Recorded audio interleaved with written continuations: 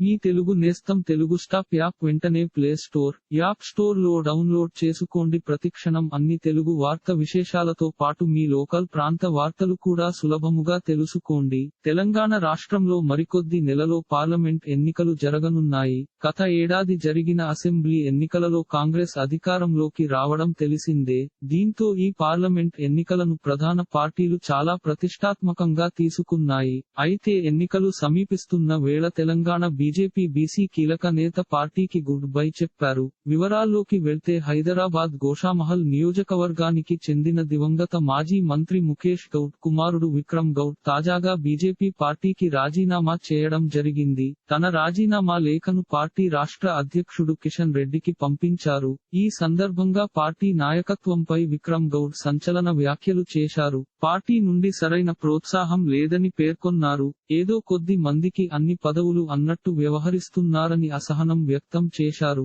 పార్టీని నమ్ముకున్న తనలాంటి వారికి తీవ్ర అన్యాయం జరుగుతుందని ఆవేదన వ్యక్తం చేశారు. గ్రూపు రాజకీయాలు చేసేవారు బానే ఉన్నారని, పార్టీలో కొత్త వారిని అంటరాని వారిగా చూస్తున్నారని ఆవేదన వ్యక్తం చేశారు. క్రమశిక్షణ అంటూ పెద్ద పెద్ద నాయకులు కొట్టుకుంటుంటే కొంతమంది చోద్యం చూస్తున్నారు. పార్టీ బలోపేతం కోసం ఏమీ ఆశించకుండా పనిచేసిన గుర్తింపు లేదు. ప్రజాబలం లేని నాయకులకు ప్రాధాన్యత ఇచ్చి వారి కింద పనిచేయాలని చెబుతున్నారు. పార్లమెంట్ ఎన్నికల సమీపిస్తున్న పార్టీ వైఖరిలో ఎలాంటి మార్పు కనిపించడం లేదని విక్రమ్ గౌడ్ తన రాజీనామా లేఖలో పేర్కొన్నారు. ఇలాంటి మరిన్ని తెలంగాణ వార్త విశేషాలు కోసం ఛానల్ కి సబ్స్క్రైబ్ చేసి గంట నొక్కడం మర్చిపోకండి.